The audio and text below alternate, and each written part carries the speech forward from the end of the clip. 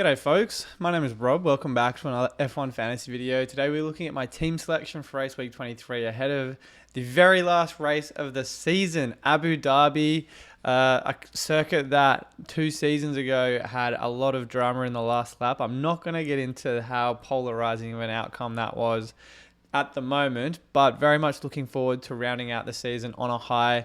If you guys are new around here, you like the content, you're enjoying what you're seeing, and you're going to be back next year, please do like the video and subscribe to the channel. The support from you guys this season has been above and beyond what I expected. And I'm not going to get too sentimental right now because I do have every intention of coming back for a preview and final thoughts video later in the week, as well as a season recap after Abu Dhabi. But for every one of you watching this, the support from you guys has been immense. And I only keep doing this because I enjoy it and because you guys seem to get a lot out of it as well. So thank you throughout the season from the bottom of my heart. Wow, I'm getting choked up a little bit for everything so far. It's been an absolutely wild ride.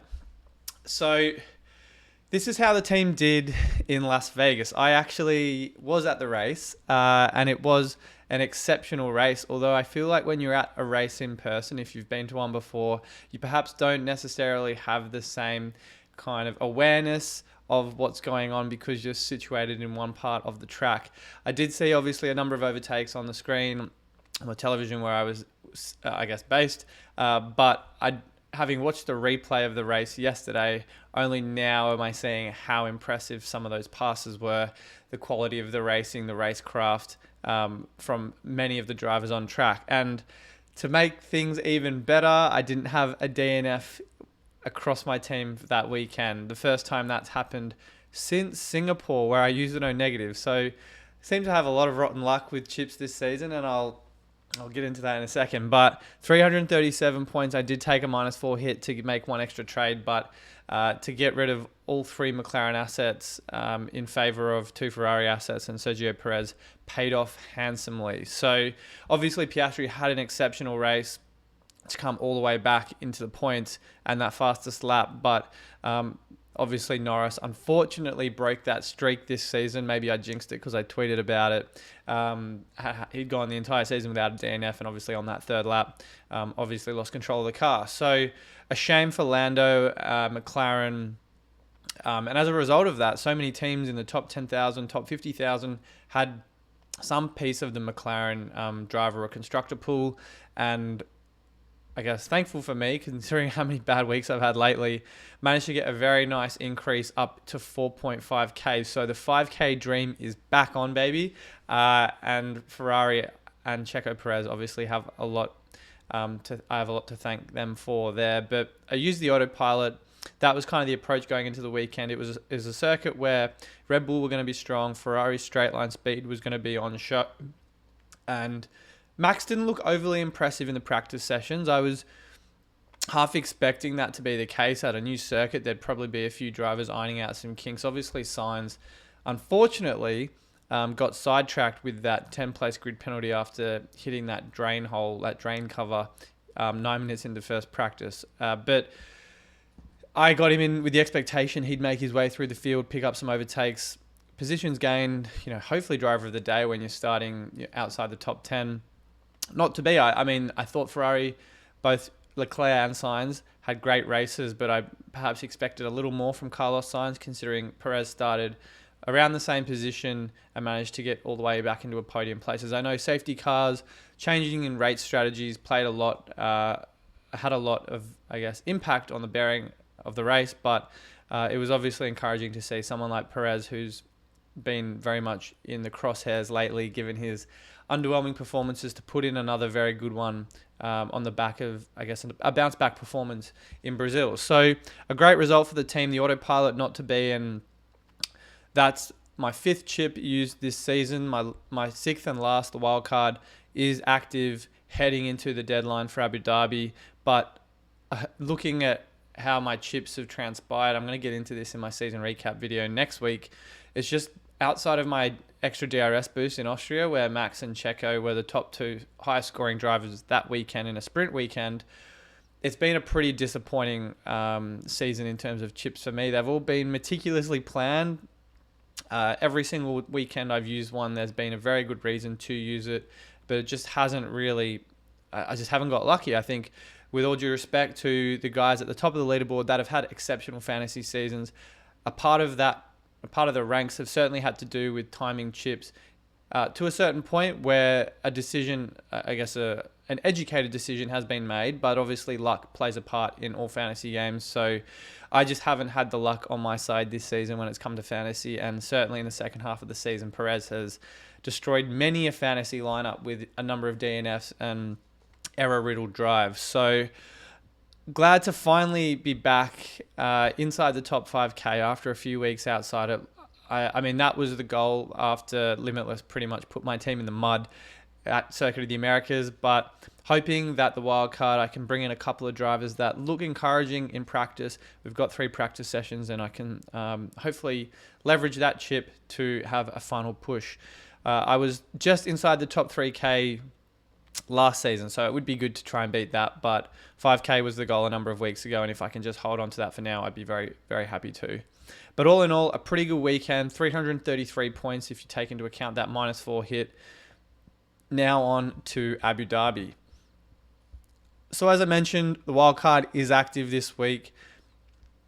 And these 3 names on the screen here are about 99% locked in my team for Abu Dhabi. Max, obviously, because of that 2 times almost guarantee at the moment. Red Bull because of Max, and if Checo finishes the race, it's still more often than not going to be the highest scoring constructor in the game. But even when he doesn't, Max is good enough to lift that constructor, the points for the Red Bull constructor, to around that 40, 50, 60 point mark. So the Red Bull assets, absolute no-brainer for me. And Ricciardo, budget enabler. I'm really looking to top load my team with 2 or 3 premium drivers this week to kind of close out the season with a bang. So Ricciardo slots in quite nicely as that budget enabler, 5.5 million. Hopefully he can get a decent drive. He's had a couple of really sound weekends lately. Mexico, obviously, that P4 qualifying, P7 finish.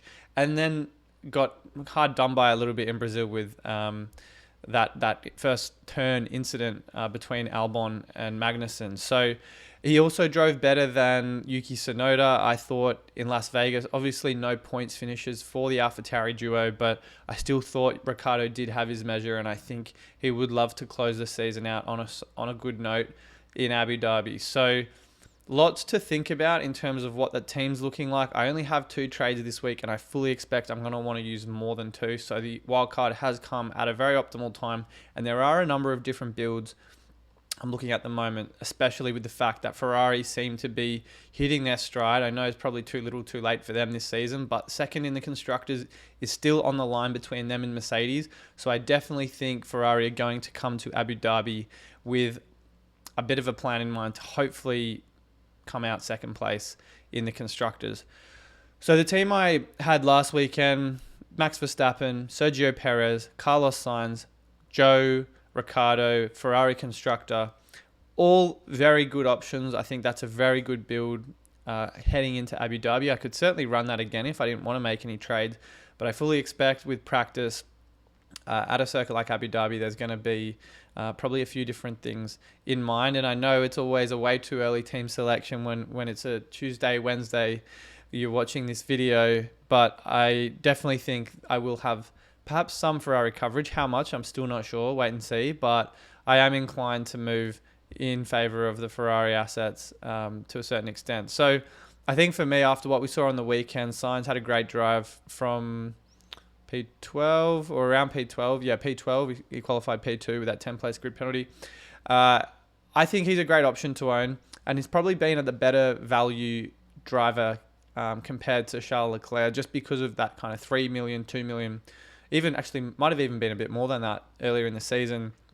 Price difference between the two. Sainz has had 390 points in fantasy this season. Charles Leclerc only 306. So goes to show that, you know, that $3 million can certainly be redistributed elsewhere. But I was very impressed by Charles Leclerc's drive on the weekend. Driver of the day and one of his best fantasy, if not his best fantasy performance this season, I think. Yeah, 41 points. So his best fantasy performance, even though he started the race first and finished second, still managed to mix it with Max and Sergio, those great overtakes towards the end of the race against Checo. So a really encouraging sign for Charles heading into the last race of the season. I think for me, he's very close to the top of my shopping list. And part of the reason is just because of that improved Ferrari performance. I know reliability has probably been somewhat of a concern in races recently gone by, but I'm willing to be steadfast with my boy Charles,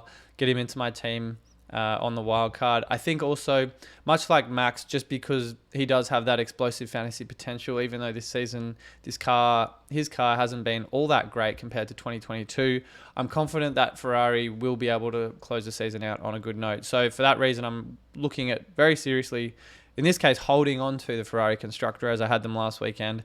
But I'm very certain, unless we see something different in practice, they will most likely be there. So that leaves me with about 26. I'm not exactly... there's enough budget to do something with it.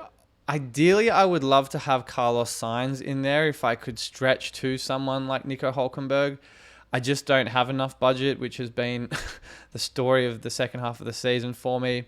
I think that would be an incredibly powerful build. Triple Ferrari, double Red Bull, and even if your budget's even more buoyant than mine, you could almost put in Sergio Perez over Sainz if you really liked the power of that Red Bull. We saw Checo had an insane drive there 2 seasons ago defending against Lewis Hamilton for the championship on behalf of Max. So you could really go there. Checo, Carlos Sainz, both great options.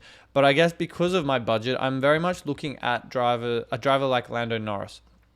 I know Lando obviously had that DNF in Las Vegas. I fully expect he's going to want to bounce back in Abu Dhabi at a circuit that will probably favour the McLaren just a little bit more. Obviously, the practice times, the qualifying results from the McLaren in Vegas was by no means what we were accustomed to in previous races. But if you put aside his United States, his Las Vegas Grand Prix performance, 57, 48, 46, 41, 31, 30, that's 6 straight 30-plus point performances from a driver, up until Singapore was priced around kind of 16 million, maybe even a little less than 15 million. So he's flown up in price lately, 0.51 or $1 million price increases just about every week. And I think at a circuit like Abu Dhabi, Lando Norris is going to want to feast. So I've got him on my radar there. Nico Hülkenberg, the obvious enabler, to slot right in, just enough money. And I'm not suggesting Hulk's going to suddenly set the world on fire. We know he's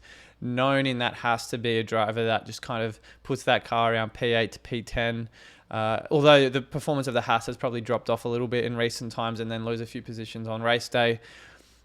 Outside of a couple of these solid performances at Circuit of the Americas, Mexico, Japan, we've also seen a lot of performances where he'll put in low single-digit scores because of how weak that Haas is over the course of an entire race. But in the interest of trying to push for an explosive build, all drivers that could, much like last week, score the highest. And if you've got autopilot, a great option for this week. I really like this combination. The double Ferrari, the double Red Bull, a driver like Lando, who certainly can be on for a driver of the day. He's had something, if we check F1 Fantasy Tools, I think he'd had, if I'm not mistaken, before Charles winning it, 3, was it the last 3? No, sorry. Yeah, the last 3, indeed. Yeah. So, a crowd favourite for a good reason. If he's able to string together another podium, I say Lando's very much on for that 10-point bonus. So that's where my team is at or at least one build my team is kind of looking at the moment. Another one I've got my eye on is if we do see, like, it's a bit hard for me right now to pivot away from Ferrari because of how good they do look. But if we do see Lando, Oscar obviously had a great drive on the weekend. I could certainly pivot back to McLaren only because of the fact that, again, this circuit's going to work in more of the favour of their car setup. The straight line speed is going to obviously favour Ferrari. A few more turns, a few higher and medium speed corners is going to obviously benefit the Papaya. So assuming they look the goods, and Oscar had a sensational drive in Las Vegas as well, you could certainly think about getting McLaren back into your team if you don't currently own them.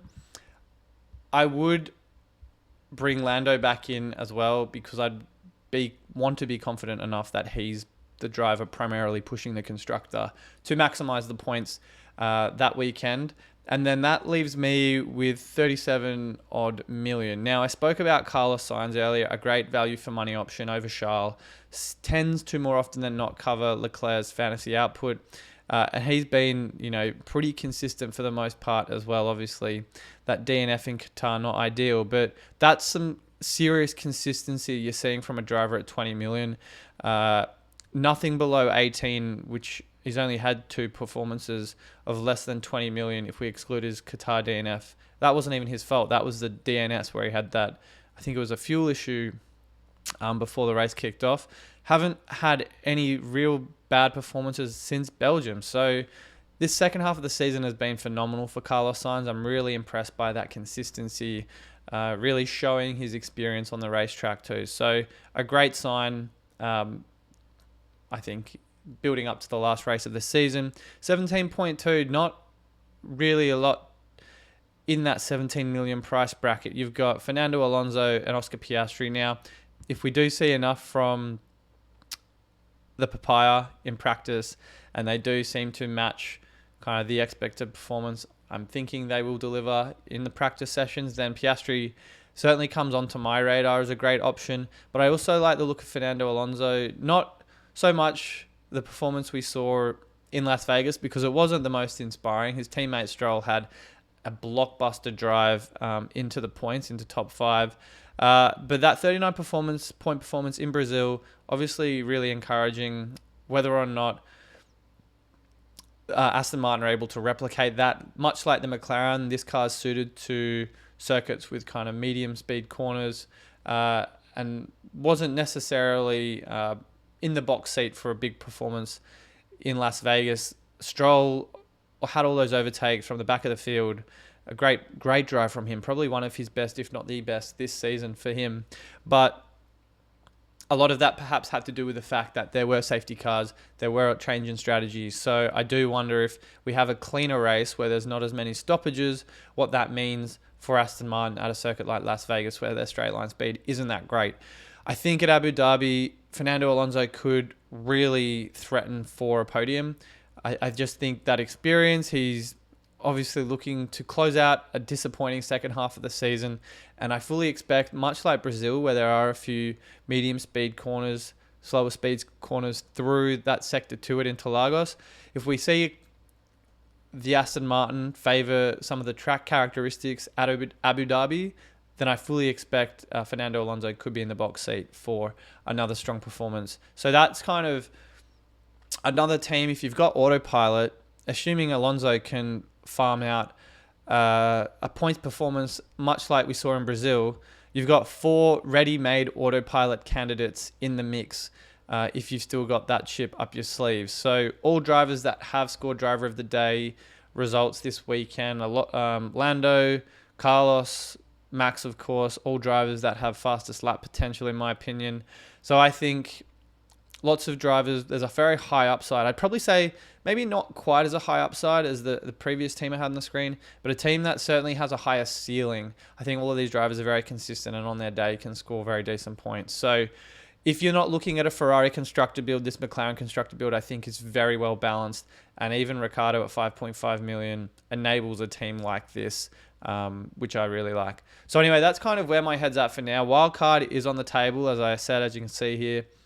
I definitely think I'll be taking at least 3 trades. So the -4, -8, whatever it is, fully justified using the wild card in the last race of the season. But I'm going to leave it there, guys. I'll be back with my preview and final thoughts probably Thursday or Friday. But in the meantime, have a great rest of your week. Thank you very much for watching, and I'll see you all very soon.